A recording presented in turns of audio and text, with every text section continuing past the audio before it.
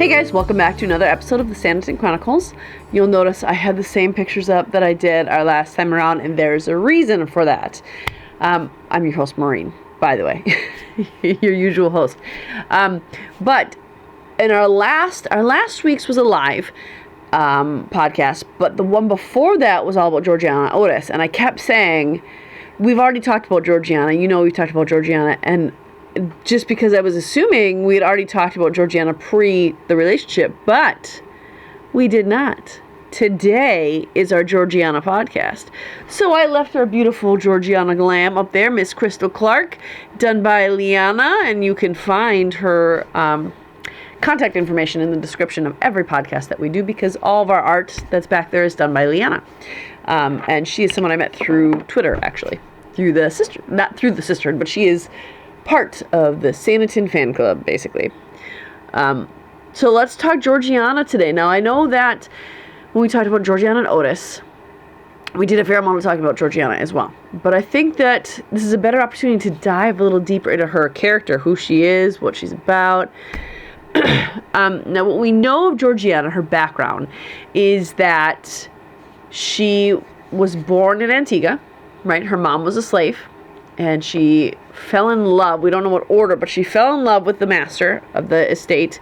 And I believe he ended up marrying her. Is that correct? Correct me if I'm wrong, but I believe he ended up marrying her. If nothing else, he ended up being with her and setting all the slaves free, because he understood through this woman that he met, fell in love with, that owning slaves was not a righteous or good thing in any capacity. So he let them all go. Before his death, he had named Sydney as the guardian of Georgiana. So when he died, Sydney took over all guardian duties, and he brought her from Antigua to London. I'm assuming that once he died, there was nothing left for Sydney there, so he had to go to London with Georgiana because there was nothing else there. And, you feel for Georgiana, because all she's ever known is Antigua. All she's ever known is, now, I believe it was in the sugar trade. So I assume it was like a plantation of sorts where she grew up in. And obviously she's always had the wealth because her father loved her mother and therefore loved her as well and was a good man to her. And that's why he appointed someone to protect her and guide her and keep her safe. So we know that her father loved her, so she had all the benefits of being in the main house. We don't know how she interacted, or how the other people on the plantation, the slaves, had interacted with her prior to her father letting all the slaves go. There might have been some sort of jealousy there, and we talked about this a little bit. Sorry, I had to adjust my skirt. We talked about this a little bit when we talked about Georgiana and Otis, how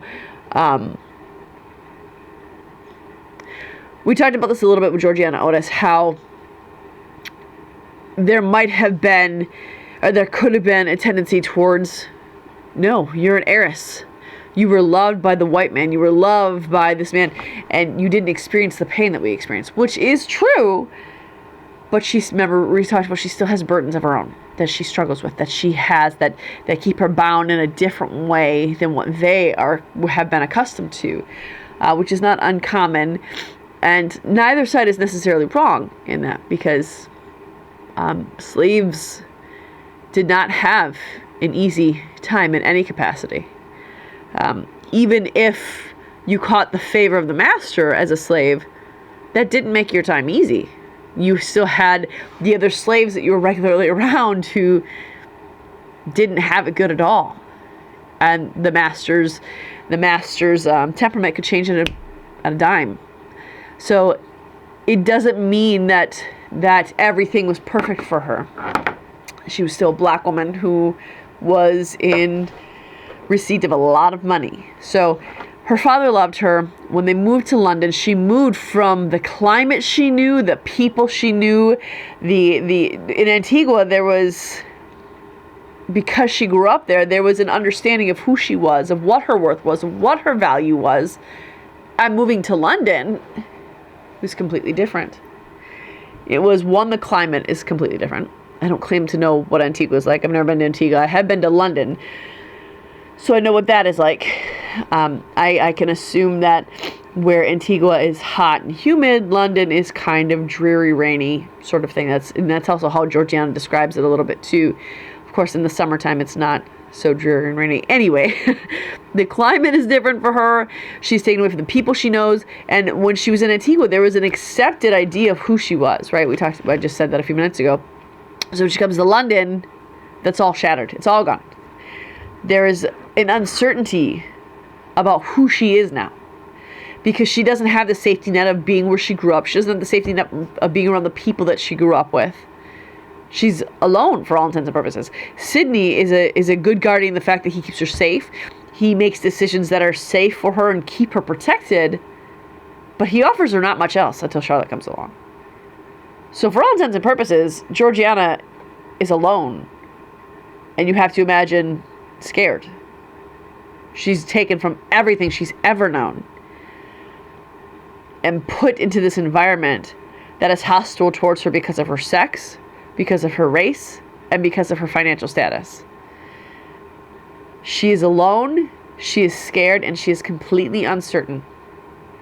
You have to imagine that the distrust she has, that the anger she has right away in moving there. And I'm going off of how she and Otis talked about how they met.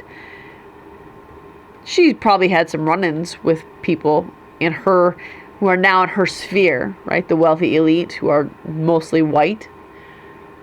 She's likely had run-ins with them that have made her bitter, that have made her even more distrustful of people in general. So you have this girl who is not yet of age, who has experienced so much upheaval and so much pain in a very short time. I mean, she isn't that old. I struggle to say an age every time I talk about her because I cannot remember if she's 17 or 19. I'm trying to remember that scene when she and Cindy are talking, and he gives her a time frame of when he's no longer going to be her guardian. I think he says 2 years, but I can't remember if I think the age for a woman to no longer need a guardian is 21, if I am not mistaken. So I think she's 19? You eagle-eyed fans, correct me if I'm wrong. Let me know. She's 17 or 19? I think she's 19. But either way, 19 is not that old. Yes, back then people were getting married at 16, 17, not a big deal.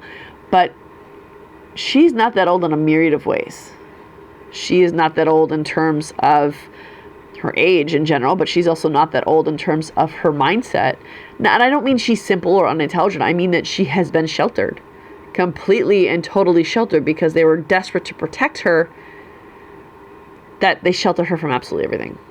So when the first person came along, who's Otis, who treated her like she had something good to say, like she had something valuable to say, who treated her in general like she had value, that's why she was able to trust him and give in to him so easily, because she has never had someone other than, I assume, her father and mother, who gave her that benefit of the doubt.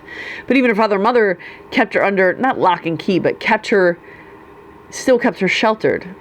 Otis didn't have to. Otis was not in charge of raising her, of rearing her. He was not in charge of ensuring no one else touched her or harmed her or anything.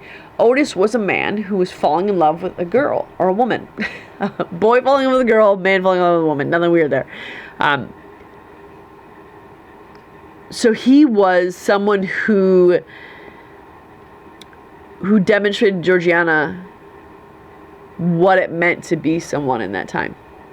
And I think that Georgiana was so hungry for that. She was so thirsty for someone to tell her that she had worth, for someone, and not worth monetarily. She was desperate and hungry for someone to tell her she had worth outside of her money, outside of her pocketbook, right? She wanted to be someone who was worth it. What person doesn't want that? And when she was taken from Otis, and that's when we see her, is when she was taken from Otis, she's brought to Sanditon. That first scene when she comes in the ballroom is so telling, because she doesn't, there are moments when you see her when she first comes in where she's looking around at everyone who's gathered there, just like, here we go again. You know, there's almost like this sadness to her look. There's almost this grieving that's displayed on her face. But then it's when Sydney's there, she steels up, and it's transformed. That look is transformed to one of anger and one of irritation, right? So there is that insecurity of yet again being thrust into a world she doesn't know, with people she does not know, with her status completely altered again. And there's just this resigned grieving on her face when she first walks into the ballroom. And she slowly looks around from person to person as they gasp in varying displays of surprise and disgust, which is just so heartbreaking. Oh, that scene is so heartbreaking. And you can see that, and we've talked about this before, but Mary in the background is filled with compassion for Georgiana. Diana is filled with, ooh, gossipy, and she's excited about the excitement of it. Charlotte it's more than compassion. On Charlotte's face, she wants to protect this girl. She wants to reach out to this girl who she sees is struggling. But all these other people have no qualms about whispering to each other, and not even a quiet whisper, it's a loud whisper. They're making a mockery of her entry. And her face is just so sad. But when she sees Sydney, I think she's able to tap into the anger so quickly because Sydney is the one thing that she's familiar with. She knows how he works. She knows how to get his goad. She knows how to push his buttons. And hurt people, right? When you're hurting and you're offended and you're angry, you react rather than receive. So she's just reacting in a way that she knows is going to get to Sydney, right? And I love when she says, he's like, duty dictated otherwise. Damn your duty. And she knows that she can talk to him any way she wants because she is familiar with that. And I think that when you see her with Sydney, you see more of a glimpse of who she really is, right? And I know that when we talked about Otis and her together, we talked a little bit about how Georgiana would be held by no man. That's who she really is, I believe. But because of her insecurities and because of the uncertainties and the fear of being pulled away from what she knows into this area that she's unfamiliar with and uncertain of, she doesn't get to display that because she doesn't know anybody there enough to do that.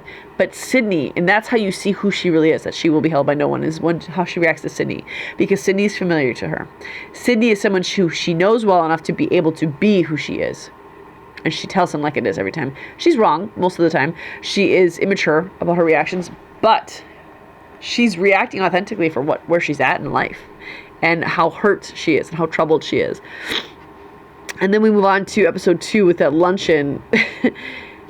And you have to imagine that this luncheon is just a repeat of when she first moved to London, right? Because people at first, they just hear, oh, money, money, money. She has money. She's wealthy. We need to get in with her because she has money. But because of the color of her skin, she just becomes a display piece for a dollar amount. And she knows it. She's not naive about that. So, and I don't think that's a sign of maturity. I think it's a sign of, we've done this before. We've been here before. I recognize that tree. This is not uncommon. I know what they want. It's look at the negress, right? That's what she says when Sydney goes to her room and says, you have to be there. You're the guest of honor. And she says, that line is so heartbreaking when she says it. She says, turn her upside down and shake her. And it's just, and I think that line to me just says a lot about how she is society's punching bag. She's not good enough because she's a woman. She's not good enough because she's black. She's only good enough because she has money, but money is not permanent. So she is a punching bag. She is a display piece. She is someone to be not taken seriously for more than one reason. She is someone who is to be ridiculed because, oh, silly black girl, she doesn't know what she's doing. She doesn't know what she has. And although Georgiana is incredibly immature, she knows what she has. She knows what she does. Everybody underestimates her because of the color of the skin and because of her sex. And so going to this luncheon, it seems to me like something she has done before. And you have to imagine it happened when she moved to London, when everyone wanted to be friends with the new heiress for various reasons. I'm sure there was women who did not have the financial means, who were not wealthy, but wanted to get in with the wealthy set. The pretty black young heiress is a great way to do that. I'm sure there were men who didn't care so much about who they were marrying as long as they had money, who were trying to get in with her. I'm sure there were women who were friends, or men and women who were friends with Sydney, who wanted to get in with her because she was Sydney's ward and she had money. But I highly doubt that those people who were getting close to her, for those of you listening on Podbean, I did air quotes with getting close because I don't think they actually did. They weren't, that was the point I was going to make, they weren't actually getting close to her. They were giving themselves an opportunity to tell everyone else about their connection. They were making a connection. They were not getting close to her. So she was even more alone then, because then she had to ward off all these people who constantly wanted a piece of her, but didn't actually want her. So that's what she knows this luncheon is going to be. More people who want to take pieces of me away. They want nothing to do with me. They don't care for me. They don't want me. They don't want who I am. They don't want my opinions. They don't want anything about me. They just want to rip pieces of me away. She knows it. And at luncheon, when she is able to stand up to Lady Denham, I think the reason, because we talked about, how she's able to do it with Sydney because he's familiar. I think the reason she's able to do it to Lady Denham is because she's just at the end of her rope. For the second time, she's been taken away from comfort. She's been taken away from people who love her truly. She's been taken away from people who care for her, that Sydney cares for her. And I think that Sydney has a level of love for her. She just doesn't recognize it as that in her immaturity and in his grumpy demeanor. But in her mind, she's been taken away from everything for a second time, and she's done. If you people are going to treat me this way, then I'll show you how I'm going to treat you. I'll give it right back to you. And I love that scene when she mocks Lady Denham, when she starts talking in the Caribbean accent. I love it. Because they deserve it. That is who, not only is that who they think she is, but they think that being that somehow makes her less of a human. So it goes beyond just being black. It goes beyond being a woman. It's being a black woman from Antigua, of all places, where they're savages. They downgrade her even more below human. But being from that area does not mean, being from Antigua does not take away your human status. It does not mean that you are less intelligent. It doesn't mean you have less values. It doesn't mean that you're a savage in your ways. It's just different. And so her saying that in that accent, mocking Lady Denham, I thought was just really beautifully played out. Like, if this is all you think, then that's what I'm going to give you. Do you still want me now? And she obviously knows there's no way she's going to say yes to Edward Denham. I'm pretty sure that she had an inkling that somehow they were trying to get her situated with a poor man in their life. I'm sure that Georgiana figured that out on some level. She may not have known exactly who, but I'm sure that she saw that as a reason, because that's all anyone in London society, elite society, would invite her over for, because they wanted something from her. So she knew on some level that, this is what it was there for. And she wasn't going to go down without a fight. Because obviously, since Sydney had said no to Otis, the assumption can be made, it's because these are the type of people he wants me to say yes to. And there's no way Georgiana's going to say yes to someone like that, who only wants a piece of what she has, not of who she is. And so I think that was really well played out. And it shows you how smart Georgiana is in that moment too. Just one layer of her intelligence right there. She may be immature. I think she is a bit bratty. But I mean, I have to give her grace, because who wouldn't be when you're continually taken away from everything you know, love, without any consent, conversation, consideration for your feelings and your needs. You're just ripped away from these things. Of course she's going to be a bit bratty. Because she's lonely and she's broken a bit and she's uncertain and she's afraid. She wants to give the appearance of strength, so it's going to come out as bratty. Because she doesn't want to show weakness of being uncertain. She doesn't want to show the weakness of being afraid. She wants to give you a strong front to show you, listen, I know what you think of me, but you're not going to get to me, so I'm just going to be this person instead. I'm going to put on this armor. So she becomes this bratty character. She's still immature, absolutely. But that doesn't mean that she is actually a brat. I think she really just puts that on because she doesn't want them to get to her, to touch her. And that's valid. I think that you can all agree that it's pretty valid. So when she leaves, and you can see that in the next scene, because she endures this luncheon, she endures Lady Denham. Not only does she just assume you want to be with him because he's a lord, right? Because the reason they are so quick to assume that is because she has money, so all she has is a paycheck. Edward Denham has a title. I don't know why I said title like that. Edward Denham has a title. So that should be all that's important, right? They think that as a woman, especially, but as a black heiress, that she can't possibly want more than a title. And the title is going to, the reason that was such a big deal is because that title will validate you as a black woman. You'll actually have a leg to stand on if you marry someone with a title, because you're just a black woman, but you could be a black woman with a title. And it's so degrading. It's so wrong. And I'm not laughing because it's funny. The way things used to be, and I'm sure that in some areas, some cases, some regions, it still is like that. I'm sure of it. But it is nothing like it used to be. And so, after this luncheon, or during this luncheon, Lady Denham takes it one step further. And the thing she says about her mother, oh, it breaks my heart. And how Georgiana just looks across the table and she's got no fight left in her at that point.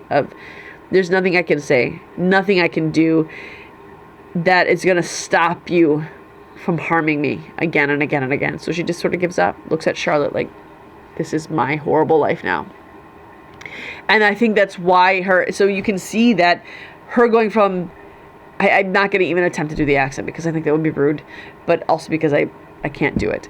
So she goes from throwing that in their face, of being very like, no, this is who I am, and you're going to listen to me, to, I can't do this anymore. So that's how you know that her anger and how she comes into that party kicking and screaming and fighting, that's just a mask she puts on. That's just the armor she puts on, because on that cliff where she's crying alone, that's who she is.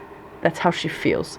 That's really her. She's alone, and she's staring out into the sea alone, desperately lonely, desperately afraid, and desperately uncertain. And she's broken. That poor girl is broken.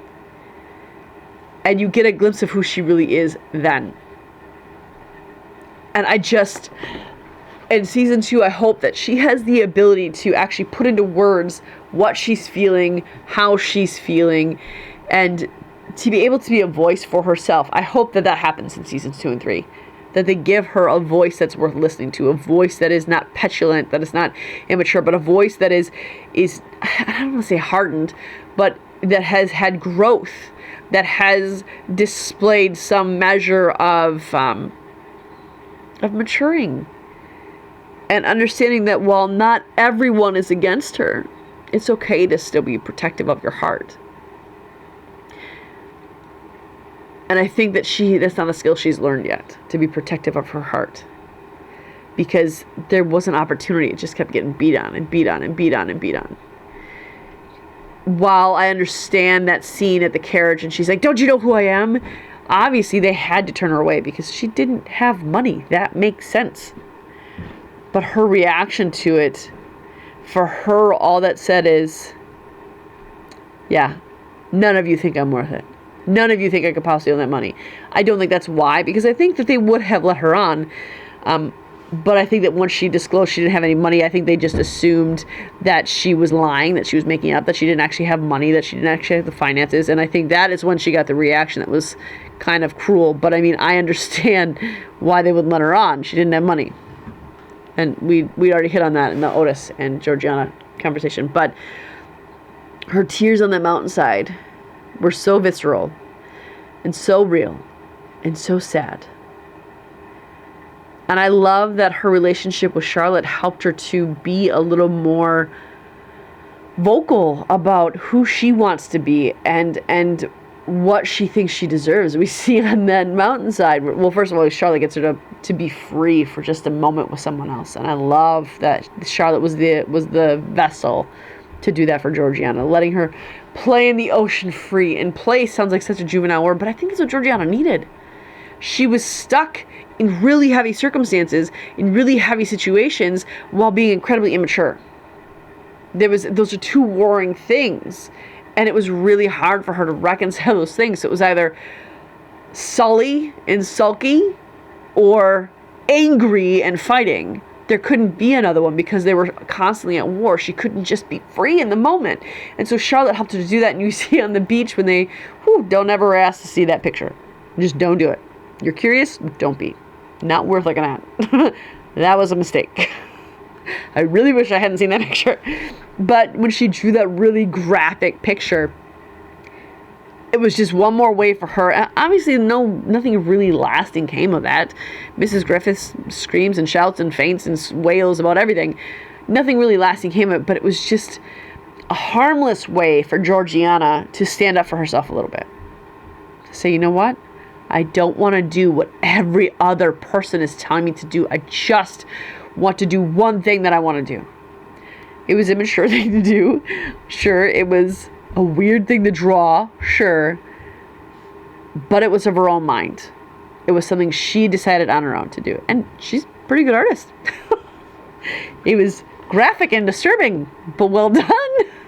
So, I mean, there's that, and obviously after episode 3, we kind of see her deceit, but again, I think that deceit and we're not going to touch on episode 4 a whole lot because I think we covered 90% of that in the Georgiana and Otis episode from 2 weeks ago. But we see that deceit is coming out of a desperation to have that anchor back. Otis anchored her, and she was desperate for something to not be floundering in the sea of fear, to not be floundering in the sea of warring emotions. She just wanted the anchor so she could be still for a moment. And I think Otis helped her to be still and be who she was. And I'm glad we got to see a little glimpse of that before it was taken away from her. But in episode 5, that desperation is still there. We see the same desperation in 5 that we did when she lied to see Otis. Because she will do anything to be with him. And again, I don't think it's so much about Otis necessarily. I do think that they loved each other. But I think that she was too immature to fully understand love. And I think I'll go on a limb saying that. And some of you might disagree with me. In fact, I can probably see quite a few of you disagreeing with me. But I don't think she was mature enough to fully understand what love was, what it meant. I think what she was chasing was what Otis did for her. How Otis made her feel. How Otis validated her. How Otis anchored her and stilled her and gave her this place of freedom, this place of peace that she got nowhere else. And when he disappointed her again, I think that's why she returned to when in episode 7, when Charlotte's sitting on the bed and is talking about how Sydney's misunderstood, and Georgiana's like, no, you cannot. I think that's part of the reason she goes back to that, is because the one person ever who she thought I love and who anchored her, who gave her all these good things, betrayed her. It was, then nobody can be good.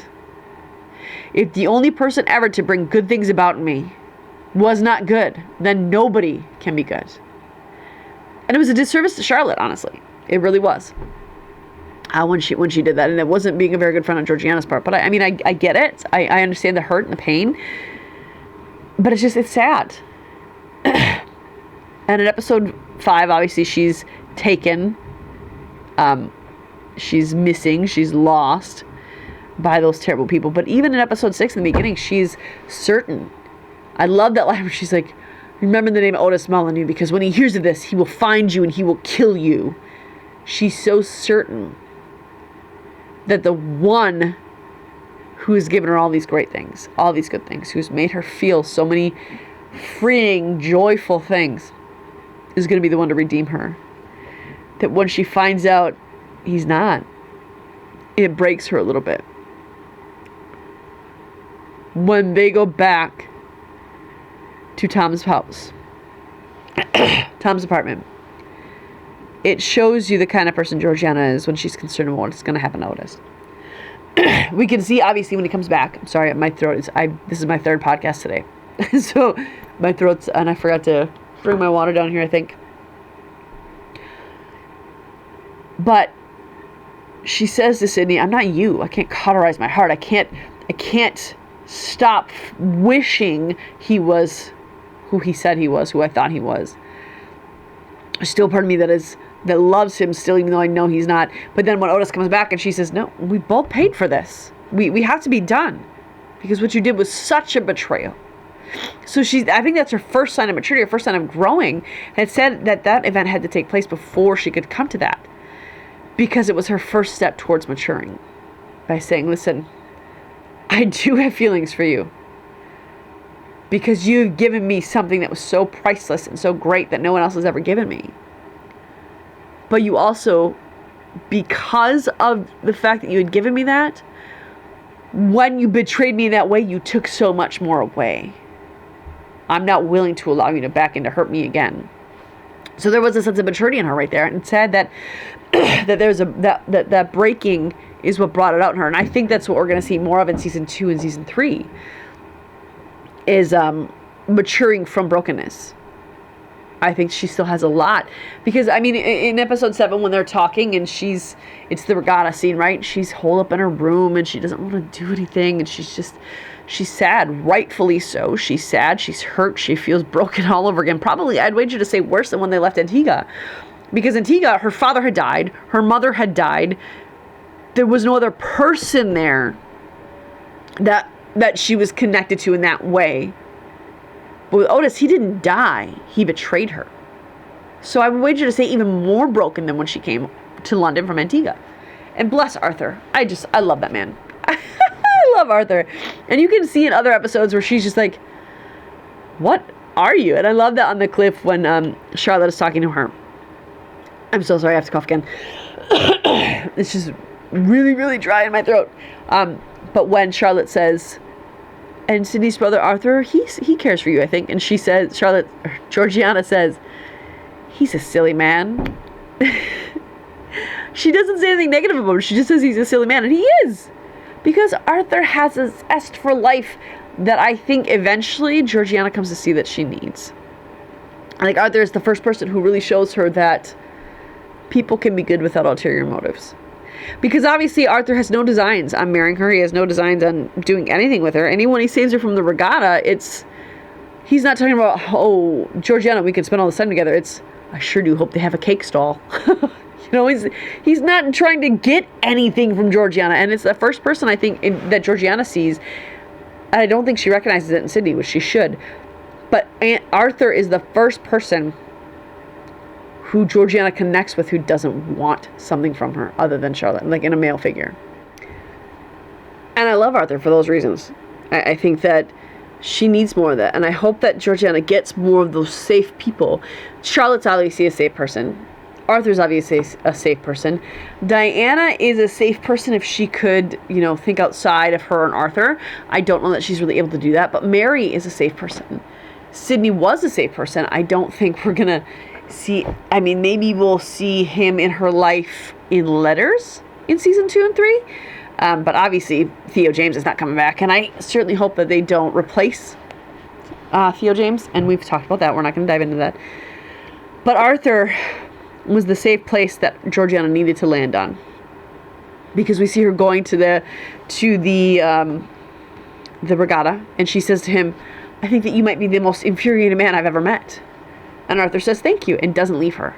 So it's like Georgiana is, after Otis has betrayed her, Georgiana is sort of trying to push people away to see if they'll actually leave. If I do this so many times, if I can be so mean to you and you leave, then that just proves what I've always believed. But he doesn't let that happen. Arthur doesn't leave her. Arthur doesn't abandon her because she's mean or rude or cranky at him. Arthur understands she's going through something, which kind of gives you a glimpse into Arthur and who he is, right? So we see that. We see that she tries to push him away and he doesn't allow him to be pushed away. In the next episode we see her, she's dressed and up and in her bedroom, right? Ready to talk with Charlotte. And that's when Charlotte says, tells her what Sydney said to her the night before, and she's like, no, you can't trust him. And that is purely based on Georgiana finding what she thought was real, true, lasting love with a man who would never betray her, hurt her, and then he betrayed her and hurt her. That's more, I think, why she's cautioning against Sydney to Charlotte, because, no, you think you're in love, but you're not. You can't trust that. I did once and it broke me. So she thinks she's protecting her, but she's projecting her own fears and what happened to her onto Charlotte, thinking that because Otis, who's the best of men, turned out to be who he was and did what he did, then all men must be like that. And that's a sign of immaturity. Not all men are like that. Just because one was doesn't mean they all are. But she further shows who she is by addressing Sydney head on. Right? Of, what are your plans with Charlotte? You took away my happiness. Of course, you're going to take away hers too. And I think that's also a sign of her immaturity.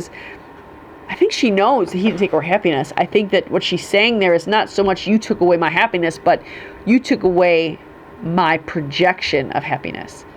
Because obviously, Otis was gambling and promising her money to pay that, which is a betrayal. No matter how you look at it, it's a betrayal. And so it was something, her bubble was burst, and Sydney was the one to burst it. Sydney was the one who found out what Otis did. Sydney was the one who had to save her from a horrible, horrifying, terrifying, dehumanizing experience because of what Otis had done. It was Sydney who saved her. And even though it's Sydney who saved her, she still felt Sydney wants Otis. I don't think she really wants Otis. I think that I think there's also part of it that understands that Sydney hasn't gone anywhere yet. She's been mean to him over and over again. He's not going anywhere. He made a vow. He's going to stay. So I think that Arthur coming up at that point and asking her to dance, and Sydney's like, sure she would. I think that's twofold for Sydney, because I don't think Sydney's stupid. I think Sydney sees that there is some sort of connection between Georgiana and Arthur. And you can see it in how Georgiana looks from Sydney angrily and immediately looks to Arthur with a smile on her face. A soft smile. When Arthur falls, she kisses him on the hand and gets right back in there. She is demonstrating that, Arthur, you are the one true good man in her eyes. And it's because now all romance to her has been clouded. All romance must come at a price. All romance must still want something. It can't be pure romance. It can't be pure relationship. If there's anything that's romantic, it must mean that they want something else from you. Don't trust it. Arthur wants nothing romantic from me, so I can trust that. Even though Sydney didn't. She needed someone to blame, and he was the easiest target because he was the one who found out everything about Otis and separated them. And we don't really see much more of George. I don't think we see Georgiana at all after the ball in episode 8. No, I don't even think we see Charlotte saying goodbye to her, which is weird, right? You'd think that they would put that in there. So, I'm sorry I keep coughing so much. I'm trying to back away from the microphone every time I do it, but it's like stuck right here in my throat. So to kind of sum up who she is, I think that Georgiana is naive and immature, but she is someone who has been broken and hurt and likely abused by her society. And I think that because of that, she hasn't had room. She hasn't been given the ability to mature in that because of those two warring things of anger at being treated how she was treated, but also sadness at being hurt over and over and over again. And having those two war left room for nothing else, really. It didn't leave room for growth. It didn't leave room for bettering herself. It didn't leave room for anything, really. It was just constantly warring emotions. So we see that in her. And we see that by the end, she is distrustful of romance. She is distrustful of things masked or displayed as love and affection. The only thing that she trusts are people who are wholly unconnected to romance. And that's why I think she trusts Arthur, because he's Sydney's brother. He had nothing to do with Otis. He had nothing to do with her relationship. He had nothing to do with that breakdown. Right? So the only thing she trusts is pure platonic, no connection to romance. That's what she trusts. She doesn't even trust Charlotte's judgment when it comes to Sydney, because Charlotte was there. So that's who she was in season 1. I'm really curious to see if they do a time jump in season 2 to accommodate the youngsters aging, to accommodate Sydney's absence, to accommodate something. I really want to know what happens to Sydney, obviously, because they have to address that. They can't. I'm going to be really, really disappointed if they don't address his absence. I really will be.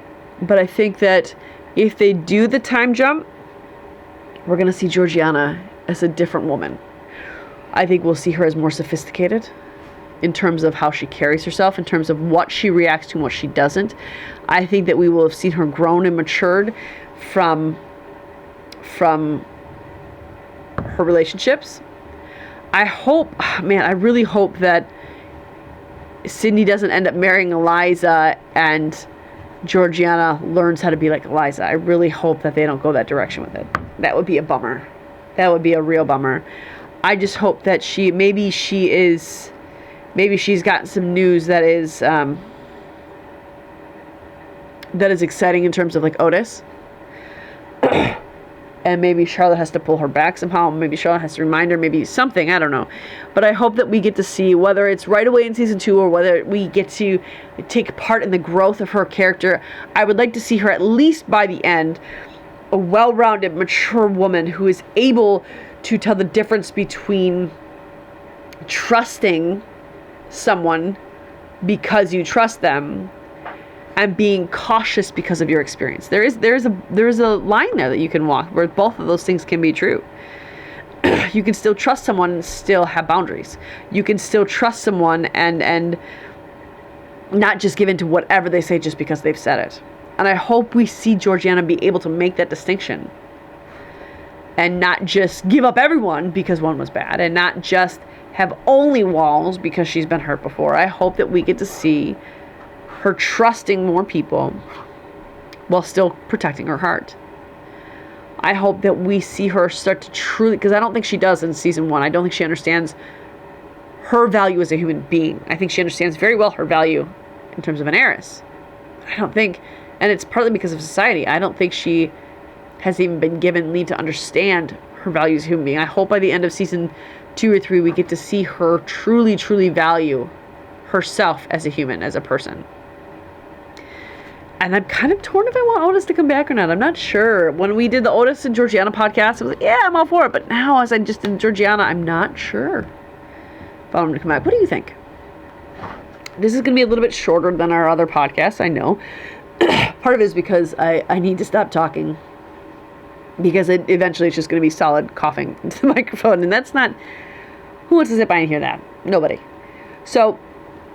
if you guys agree with me, you didn't agree with me, you have something to add, please reach out to us. You can reach us at our email at the.sanditonchronicles@gmail.com.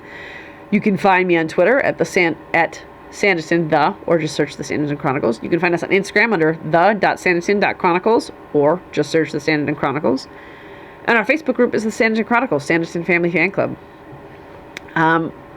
Tune in for that. And remember that we're not going to be following our typical schedule, as you've probably already understood, because we just did a live and this was a character spotlight. But there is no interview just yet. So keep an eye out for those. Hopefully I'll have more of a word for you when that is coming out and when those will be available again, when I can start doing them again. I hope to have a word for you soon. And as soon as I know that I can start doing them, you will know. Watch our page and our social media for cast updates. We get them from the Sanditon Sisterhood. That's where Paula Byrne told us to go to. So if you don't want to wait for us to announce it, follow the Sanditon Sisterhood. They'll have all the information. Follow them anyway, because they're a great source of information. On Twitter, it's at the Sanditon Sisterhood.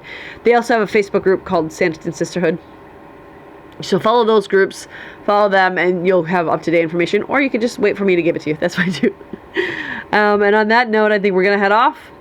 I don't remember what we're talking about next week. I think next week is going to be another character. I think it might be Tom and Sydney next week. I don't remember. I actually didn't bring my laptop down here because I'm trying something new without the light shining my eyes. You guys notice that there's not a ring light in my glasses. Feel pretty fancy. So tune in next week for that. Feel free to contact me at any point in time that you want to reach out to us and chat with us or give us your thoughts or your criticisms. Oh, we also have a YouTube page. The Sanditon Chronicles is on YouTube.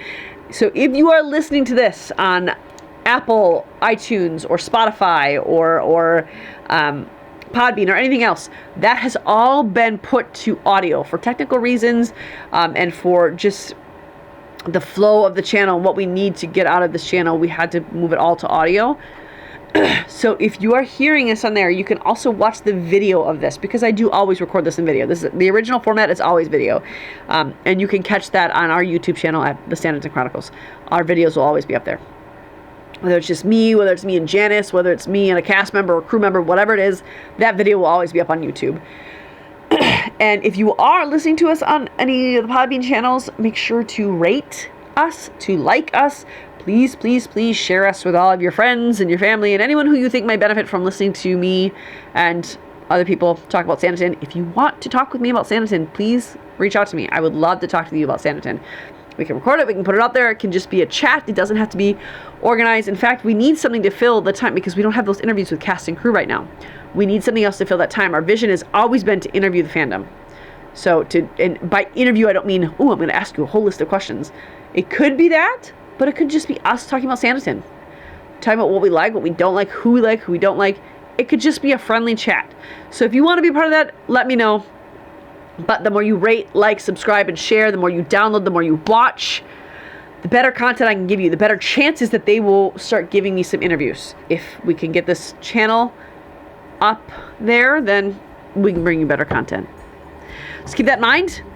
Thanks for listening to us. Thanks for watching if you're on YouTube. We'll catch you next week. Bye, guys.